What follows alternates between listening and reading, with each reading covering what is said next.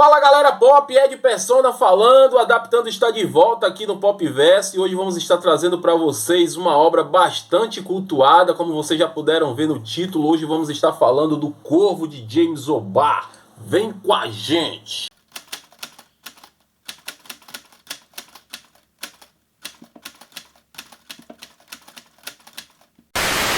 O Corvo é um HQ de James O'Barr, publicado em 1981 e narra a história de vingança de Eric Draven, que na véspera do seu casamento foi brutalmente assassinado junto com sua esposa, que antes de morrer ainda foi estuprada pelos bandidos, né? E um ano depois ele retorna do mundo dos mortos para se vingar de cada um dos bandidos que participaram dessa barbárie. Bom pessoal, a edição que eu tenho é essa aqui, é uma edição definitiva que foi lançada pela Dark Side Books. Ela tem a capa dura, 272 páginas, é uma edição bem caprichada, desenhada, redesenhada, né?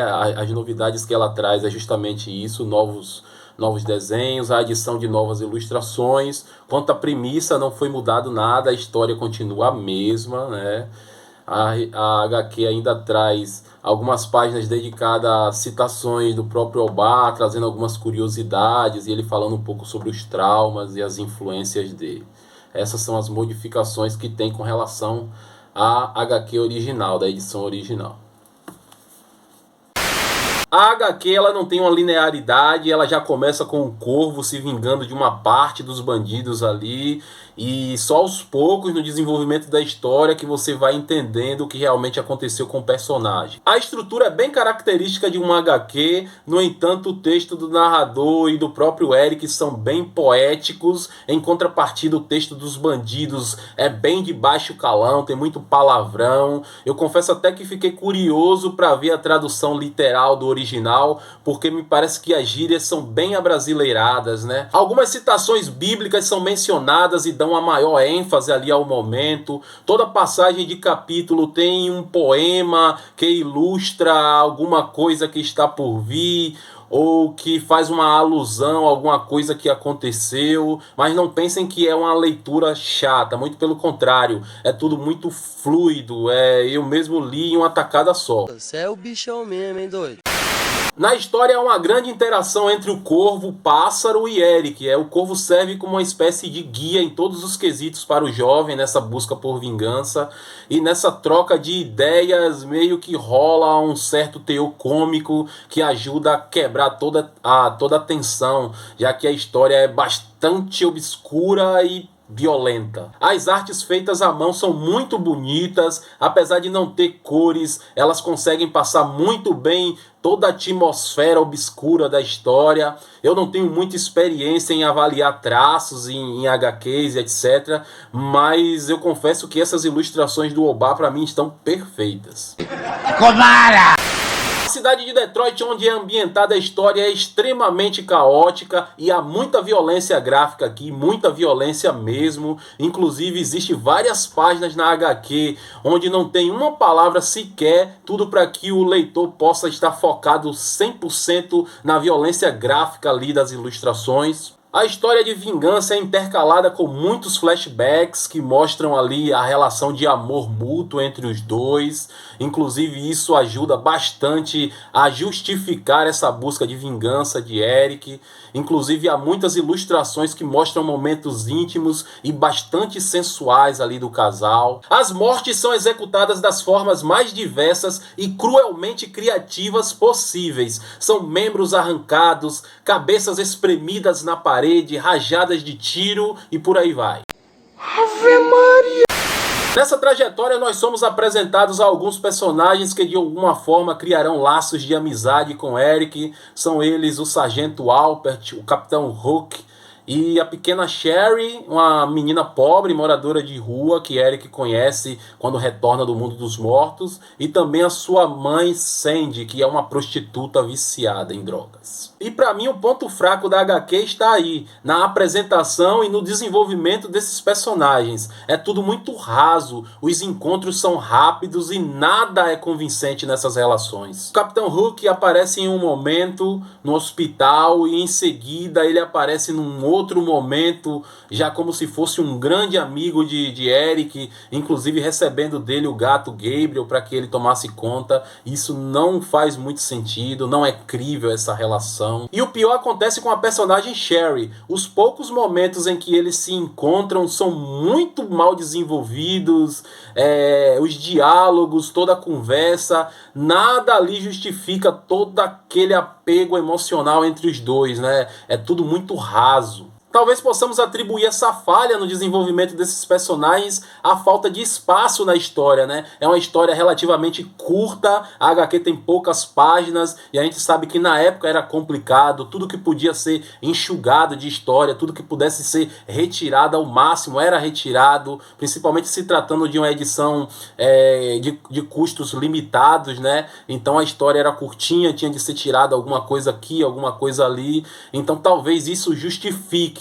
Mas aqui a gente está falando de uma edição definitiva, publicada por uma editora grande e trazendo de volta o seu autor original, desenhando e recriando tudo de novo. Então sim, é um defeito. Vamos colocar sim isso como um ponto negativo na HQ do Corvo.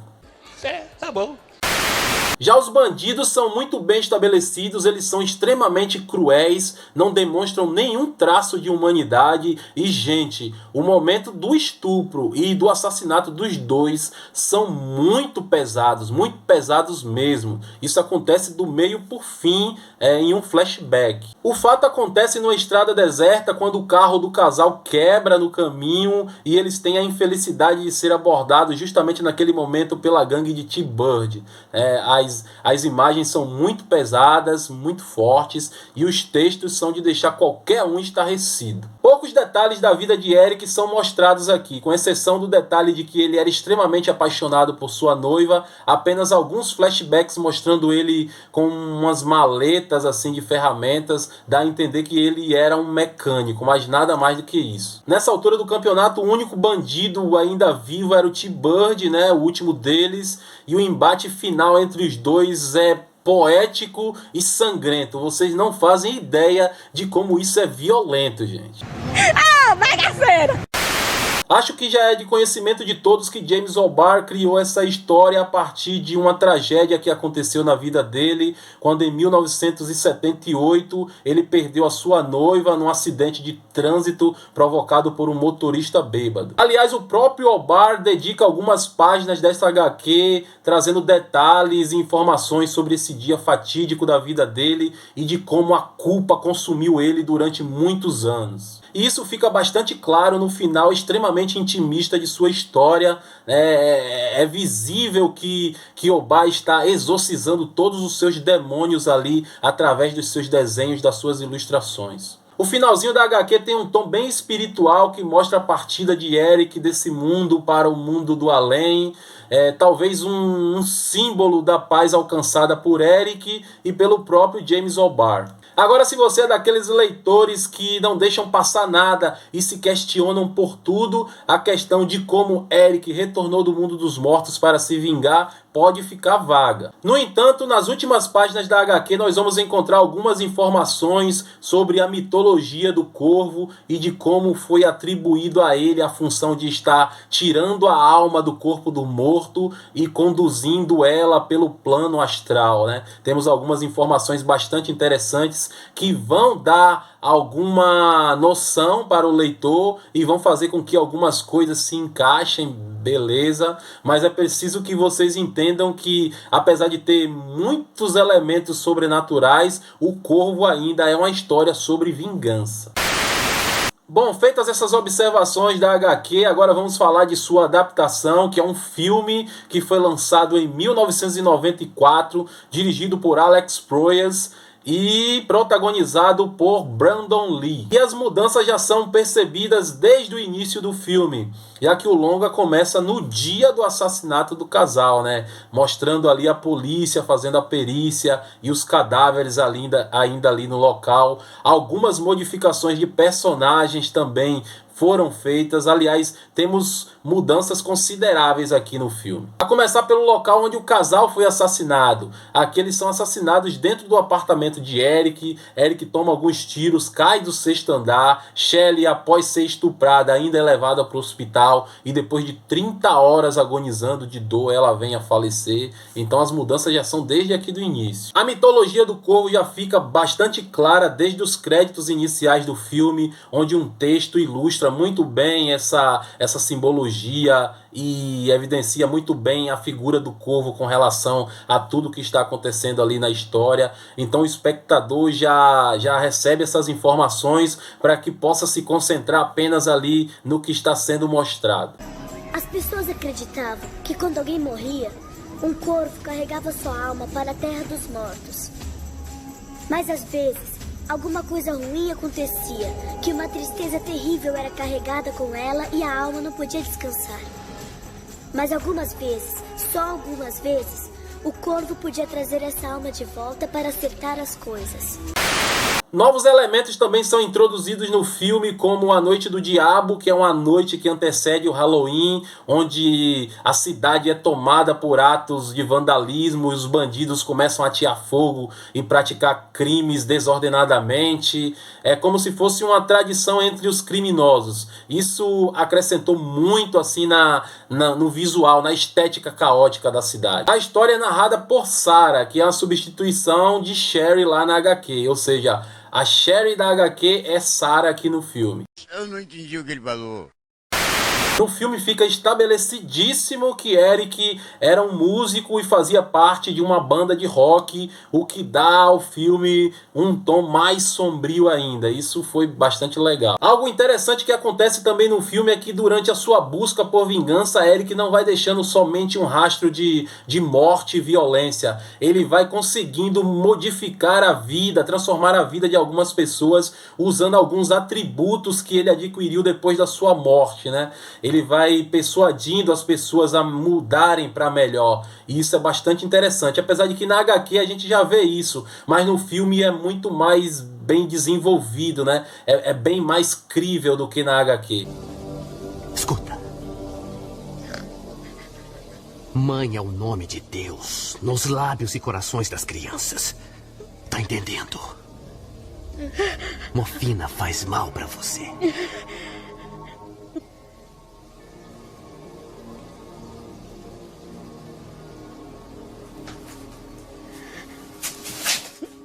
Sua filha está nas ruas esperando por você.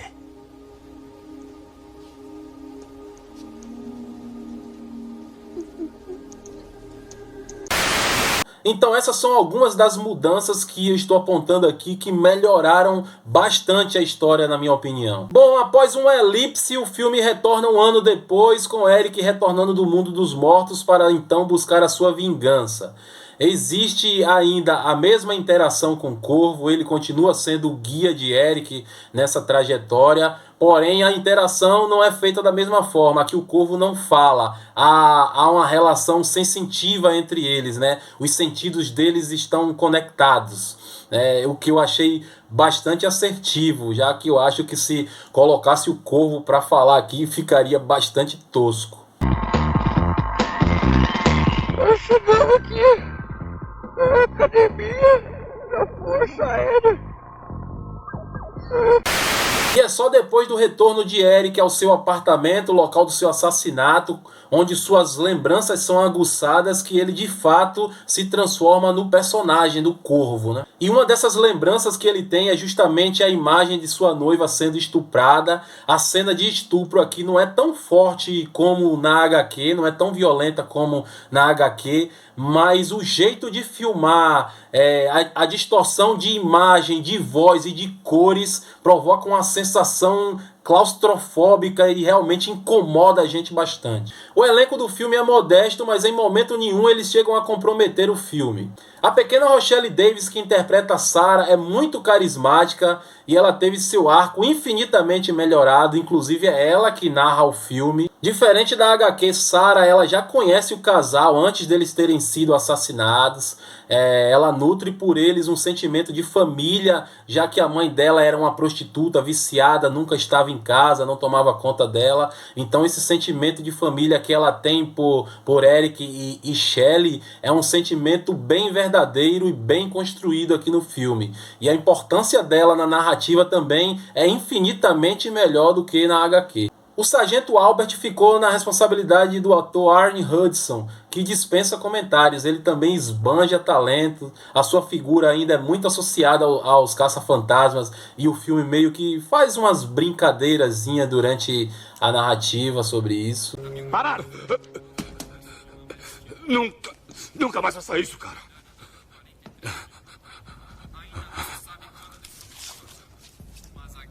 É bem parecido.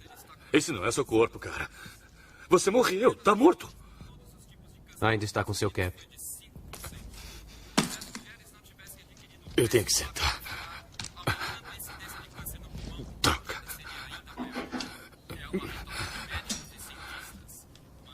Diga, você é algum tipo de fantasma? Ele substitui o Capitão Hook, que aqui não existe, então logo o Alpert é o responsável ali pela investigação do assassinato do casal. Dessa forma, seu arco melhora também consideravelmente, já que na HQ ele só aparece em um momento ali na loja do Gideon. E olha, o respeito dessa obra com o produto original é tão grande que o arco que é desenvolvido para o Alpert aqui no filme é totalmente retirado das poucas falas que ele tem com o Corvo lá na HQ. Isso é fantástico. Dessa forma, quando o Eric retorna, ele não só vai encontrar vingança e morte, ele vai encontrar também carinho e amor de velhos amigos. E isso faz bastante diferença aqui no filme. Como a história e a HQ são relativamente curtas e focadas mais na vingança, o filme encontra nessa construção a oportunidade de estar expandindo a sua história para outros horizontes. E aqui realmente é mostrado porque esses personagens são importantes para a história e principalmente para Eric, e não só insinuados como foi na HQ. Uau! Esse com certeza é o trabalho mais célebre do ator Brandon Lee. Ele está muito bem aqui, guardadas as devidas proporções, é claro. A sua atuação é competente, além disso a sua fisicalidade também impressiona muito. É difícil desassociar a figura do Corvo à figura do ator Brandon Lee. E se alguém não sabe, esse aqui foi o último filme dele, né? Já que ele morreu tragicamente no set de gravação desse filme, gravando a última cena, e ele infelizmente foi atingido acidentalmente por uma bala de verdade ao invés de uma bala de festim. Então o filme também marca essa tragédia, talvez uma das maiores tragédias assim da história do cinema. Olha, é hora de pegar o seu pássaro e dar o fora daqui, doidão.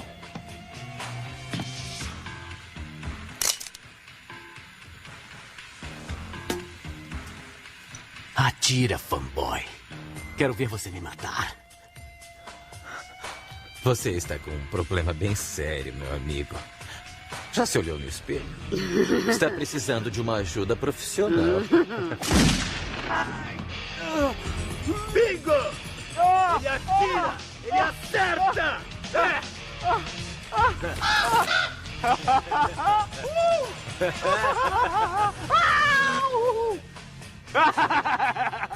Jesus Cristo.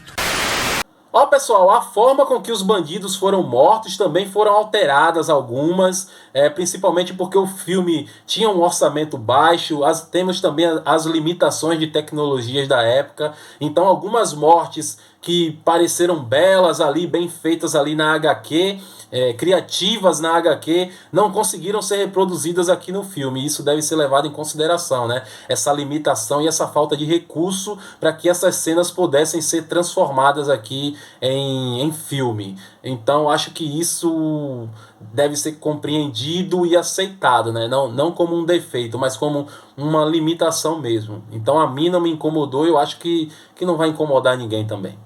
Agora, o ato final do filme é completamente diferente de tudo que aparece na HQ. E aí sim pode ser considerado um problema nessa comparação. O último bandido a estar vivo é Top Dollar e não T-Bird. Aliás, Top Dollar é interpretado muito bem pelo ator Michael Wincott. Ele é o líder do crime organizado da cidade. E até aí tudo bem. Rapazes, o nosso amigo T-Bird não estará aqui. Ele teve um caso simples de morte. Sentem-se. O problema é que o embate final entre os dois destoa completamente da HQ. Nesse ponto da história, eles já conseguiram descobrir um ponto fraco ali em Eric. E Eric, nesse momento, está vulnerável, né? Coisa que na HQ não aconteceu em momento nenhum. Com a perda de alguns dos seus atributos, Eric torna-se dependente aqui dos seus amigos. E a ameaça de Top Dollar se torna infinitamente maior. Eu entendo, né, que o filme necessita disso, de um ato final que realmente trouxesse alguma ameaça significativa para o personagem, porque na HQ a vingança dele é plena, né? Não tem nenhum obstáculo, não tem nenhuma dificuldade, não tem nenhuma ameaça maior que impeça ele em momento nenhum. Então no filme eles meio que quiseram colocar isso e eu compro essa ideia, né? A ideia é válida. Se o público conseguir comprar isso aí, não vai ter problema nenhum. Caso contrário, vai ser um ponto negativo aí nessa comparação. Agora, a luta entre os dois é muito bem feita. Ela se passa no telhado de uma catedral debaixo de chuva. E Eric arranca aquele crucifixo que fica em cima do telhado. E ele tem uma ponta, né? Ele é pontiagudo e ele usa como uma espada. É esteticamente muito lindo de se ver essa cena. Claro, precisamos frisar mais uma vez que os efeitos vão parecer datados por causa da época.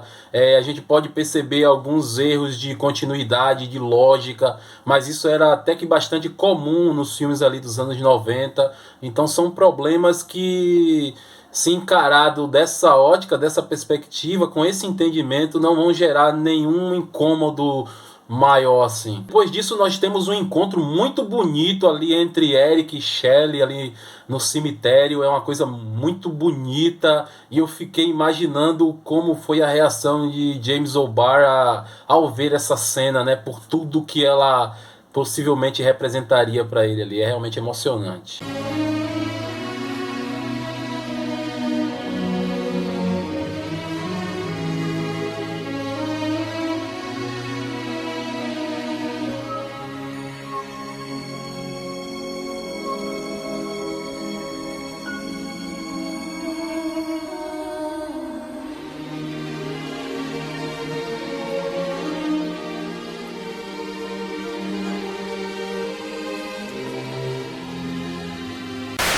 Apesar do filme também se tratar de uma história de vingança, ele se encerra com uma mensagem de amor, uma mensagem que vai ajudar a preencher o vazio das pessoas que perderam algum ente querido e também para as pessoas envolvidas, tanto na HQ quanto no filme. Afinal de contas, tanto a HQ quanto o filme foram marcadas por tragédias irreversíveis, né? A origem da HQ veio de uma tragédia na vida de O'Barr e o filme também foi marcado pela tragédia da morte do Brandon Lee. Então o filme encerra-se com um texto muito legal na voz angelical de Sarah, que diz o seguinte: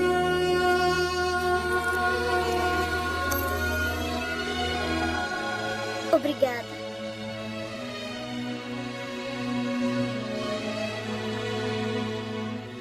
Se as pessoas que amamos são tiradas de nós, o jeito de mantê-las vivas é continuar amando-as.